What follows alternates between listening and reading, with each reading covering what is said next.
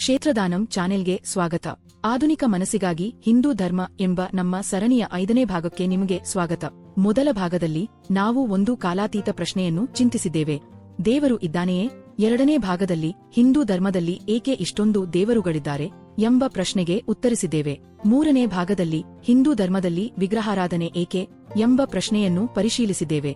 4ನೇ ಭಾಗದಲ್ಲಿ ದೇವರು ಎಲ್ಲೆಡೆ ಇದ್ದರೆ ದೇವಾಲಯಗಳಿಗೆ ಏಕೆ ಹೋಗಬೇಕು ಎಂಬ ಪ್ರಶ್ನೆಯನ್ನು ವಿವರಿಸಿದ್ದೇವೆ.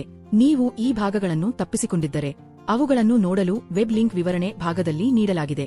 ನಾವು ತಕ್ಷಣದ ತೃಪ್ತಿಯ ಯುಗದಲ್ಲಿ ಬದುಕುತ್ತಿದ್ದೇವೆ. ನಿಮಗೆ ಊಟ ಬೇಕಾದರೆ 20 ನಿಮಿಷಗಳಲ್ಲಿ ಅದು ನಿಮ್ಮ ಬಾಗಿಲಿಗೆ ಬರುತ್ತದೆ.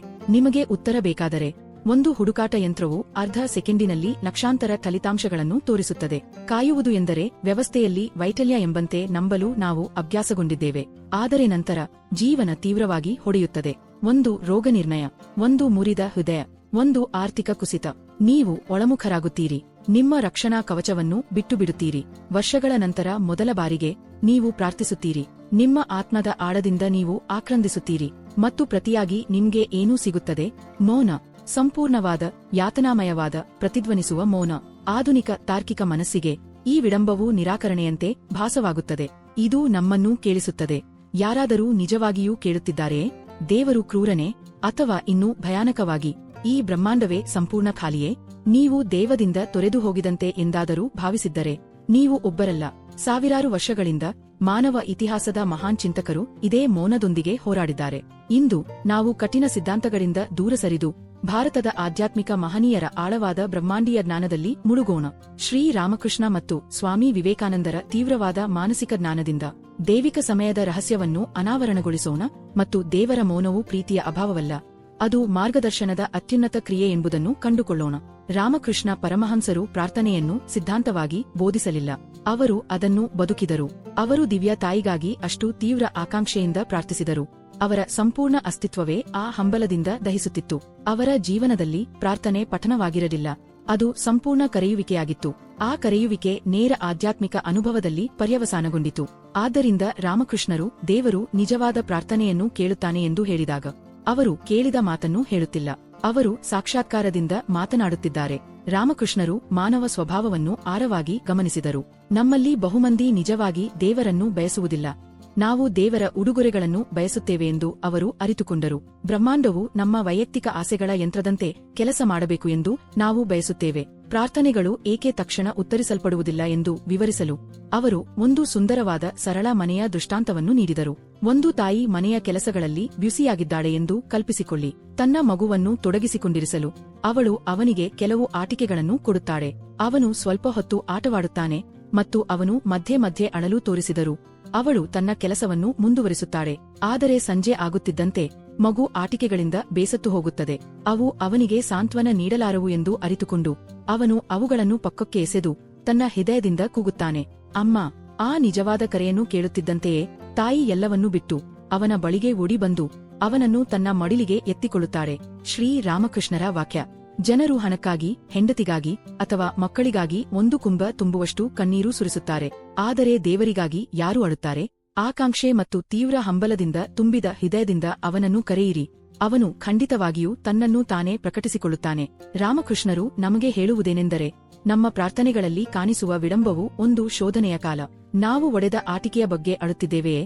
ಅಥವಾ ಲೋಕದ ವ್ಯಾಕುಲತೆಗಳನ್ನು ನಿಜವಾಗಿಯೂ ಬಿಟ್ಟು ದೈವಿಕ ಮೂಲವನ್ನೇ ಹುಡುಕಲು ಸಿದ್ಧರಾಗಿದ್ದೇವೆಯೇ ಎಂದು ಬ್ರಹ್ಮಾಂಡ ಕಾಯುತ್ತಿದೆ.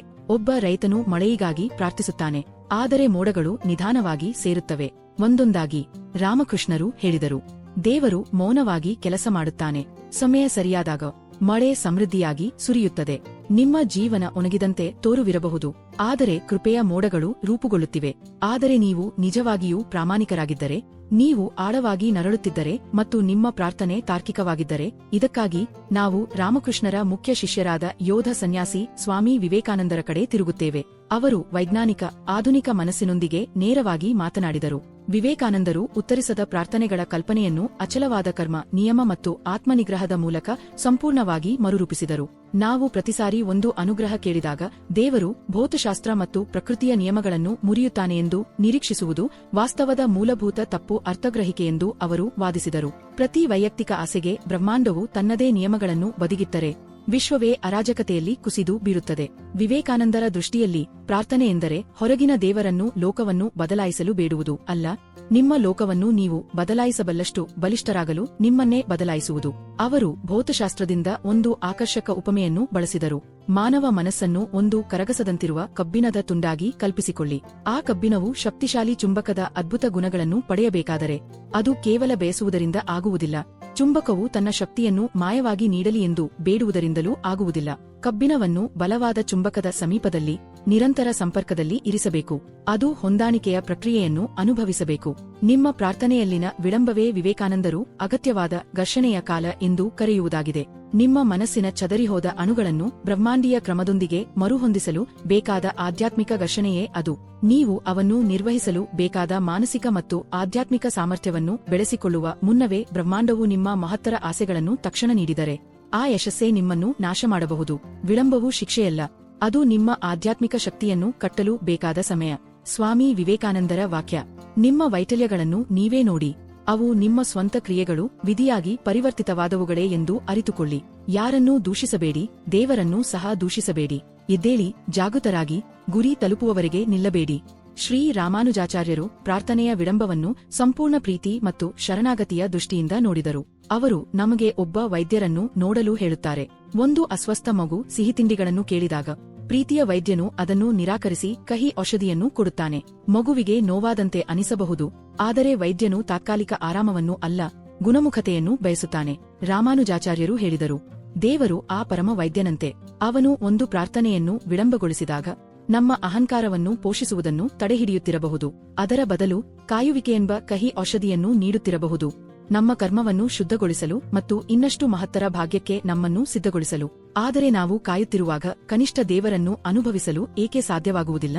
ಅದಕ್ಕಾಗಿ 8ನೇ ಶತಮಾನದ ಆಚಾರ್ಯ ಆದಿ ಶಂಕರಾಚಾರ್ಯರು ಅಚಲವಾದ ತಾರ್ಕಿಕ ಉತ್ತರವನ್ನು ನೀಡುತ್ತಾರೆ. ಶಂಕರಾಚಾರ್ಯರು ಹೇಳಿದರು, ದೇವರು ಸೂರ್ಯನಂತೆ ಯಾವಾಗಲೂ ಪ್ರಕಾಶಿಸುತ್ತಿರುತ್ತಾನೆ, ಆದರೆ ಮನಸ್ಸು ಭಯ, ಸಂಶಯ ಮತ್ತು ಆತಂಕಗಳಿಂದ ಕದಡಲ್ಪಟ್ಟಾಗ ಆ ಬೆಳಕು ಒಡೆದಂತೆ ಅಥವಾ ಮರೆಯಾದಂತೆ ಕಾಣುತ್ತದೆ. ಸೂರ್ಯನು ಕಾಣೆಯಾಗಿಲ್ಲ. ನಾವು ಮಾಡಬೇಕಾದದ್ದು ಮನಸ್ಸಿನ ಸರೋವರವನ್ನು ಶಾಂತಗೊಳಿಸುವುದು. ಸಹನೆ ಮತ್ತು ಧ್ಯಾನದ ಮೂಲಕ ನಮ್ಮೊಳಗೆ ಈಗಾಗಲೇ ಇರುವ ದೈವಿಕ ಸಾನ್ನಿಧ್ಯವು ಸ್ಪಷ್ಟವಾಗುತ್ತದೆ. ಆದರೆ ಕಾಯುವಿಕೆ ಅಸಹನೀಯವಾಗಿ ಅನಿಸಿದರೆ, ನೋವು ನಿಜವಾಗಿದ್ದರೆ ಮತ್ತು ನೀವು ಕೈಬಿಡಬೇಕು ಎಂದು ಅನಿಸಿದರೆ, ಮಹಾರಾಷ್ಟ್ರದ 17ನೇ ಶತಮಾನದ ಸಂತ ತುಕಾರಾಮರು ದಾರಿದ್ರ್ಯ, ಬರಗಾಲ ಮತ್ತು ಆಳವಾದ ವೈಯಕ್ತಿಕ ನಷ್ಟಗಳನ್ನು ಅನುಭವಿಸಿದರು. ಪ್ರಾರ್ಥಿಸಿ, ಪ್ರತಿಯಾಗಿ ಕೇವಲ ಮೌನವನ್ನು ಕೇಳುವುದು ಎಷ್ಟು ನೋವು ಕೊಡುತ್ತದೆ ಎಂಬುದನ್ನು ಅವರು ತಿಳಿದಿದ್ದರು. ಆದರೂ ಅವರು ಒಂದು ಧೈರ್ಯಶಾಲಿ ಪಾಠವನ್ನು ನೀಡಿದರು. ದೇವರು ವಿಳಂಬ ಮಾಡಿದಾಗ ಮೊದಲ ನಿರಾಕರಣೆಯಲ್ಲೇ ಹಿಂದಿರುಗುವ ಭಯಪಡುವ ಭಿಕ್ಷುಕನಂತೆ ನಡೆಯಬೇಡಿ. ಸಾಲಗಾರನ ಬಾಗಿಲನ್ನೂ ಬಿಟ್ಟು ಹೋಗದ ದೃಢನಿಶ್ಚಯದ ಸಾಲದಾತನಂತೇರಿ. ತುಕಾರಾಮರ ದೃಷ್ಟಿಯಲ್ಲಿ ದೈವಿಕ ಮೌನವು ನಿರಾಕರಣೆ ಅಲ್ಲ, ಅದು ಆಕಾಂಕ್ಷೆಯ ಪರೀಕ್ಷೆ. ನಾವು ಮರುಕಳಿಸಿ ಲೋಕದ ವ್ಯಾಕುಲತೆಗಳ ಕಡೆ ಹೋಗುತ್ತೇವೆಯೇ, ಅಥವಾ ದೇವರು ಬಾಗಿಲು ತೆರೆಯುವವರೆಗೆ ಅಚಲ ಪ್ರೀತಿಯಿಂದ ಮುಂದುವರಿಯುತ್ತೇವೆಯೇ? ಸಂತ ತುಕಾರಾಮರ ವಾಕ್ಯ. ಓ ಪ್ರಭು, ನಾನು ನಿನ್ನ ಬಾಗಿಲಲ್ಲಿ ಗಟ್ಟಿಯಾಗಿ ಮೊರೆಯಿಡುತ್ತೇನೆ, 1 ಇಂಚು ಕೂಡ ಸರಿಯುವುದಿಲ್ಲ. ನೀನು ನಿನ್ನ ಮುಖವನ್ನು ಮರೆಮಾಡಬಹುದು, ನಿನ್ನ ಕೃಪೆಯನ್ನು ವಿಳಂಬಿಸಬಹುದು, ಆದರೆ ನೀನು ನಿನ್ನನ್ನೇ ನನಗೆ ಸಮರ್ಪಿಸಿಕೊಳ್ಳುವಂತೆ ಆಗುವವರೆಗೂ ನಾನು ಇಲ್ಲೇ ಕುಳಿತುಕೊಳ್ಳುತ್ತೇನೆ. ಈ ಮಹಾನ್ ಸಂತರ ಜ್ಞಾನವನ್ನು ಒಟ್ಟುಗೂಡಿಸಿದಾಗ ಆಧುನಿಕ ಮನಸ್ಸಿಗಾಗಿ ಒಂದು ದೋಷರಹಿತ ಆಧ್ಯಾತ್ಮಿಕ ಮನೋವಿಜ್ಞಾನದ ನಿಯಮ ಹೊರಹೊಮ್ಮುತ್ತದೆ. ನಿಮ್ಮ ಪ್ರಾರ್ಥನೆಗಳು ತಕ್ಷಣ ಉತ್ತರಿಸಲ್ಪಡುತ್ತಿಲ್ಲವೆಂದರೆ ಧೈರ್ಯ ಕಳೆದುಕೊಳ್ಳಬೇಡಿ. ಶ್ರೀ ರಾಮಕೃಷ್ಣರ ಪ್ರಕಾರ ಬ್ರಹ್ಮಾಂಡವು ನಿಮ್ಮ ಆಸೆಗಳನ್ನು ಶೋಧಿಸುತ್ತಿದೆ, ನಿಮ್ಮ ಅತ್ಯಂತ ನಿಜವಾದ, ಅತ್ಯಂತ ಪ್ರಾಮಾಣಿಕ ಕರೆಯನ್ನು ಕಾಯುತ್ತಿದೆ. ಸ್ವಾಮಿ ವಿವೇಕಾನಂದರ ಪ್ರಕಾರ ಅದು ನಿಮ್ಮ ಮನಸ್ಸು ಆಧ್ಯಾತ್ಮಿಕ ಶಕ್ತಿಯನ್ನು ಕಟ್ಟಲು ಮತ್ತು ತನ್ನ ಆಂತರಿಕ ರಚನೆಯನ್ನು ಬದಲಾಯಿಸಲು ಬೇಕಾದ ಅವಶ್ಯಕ ಸಮಯ.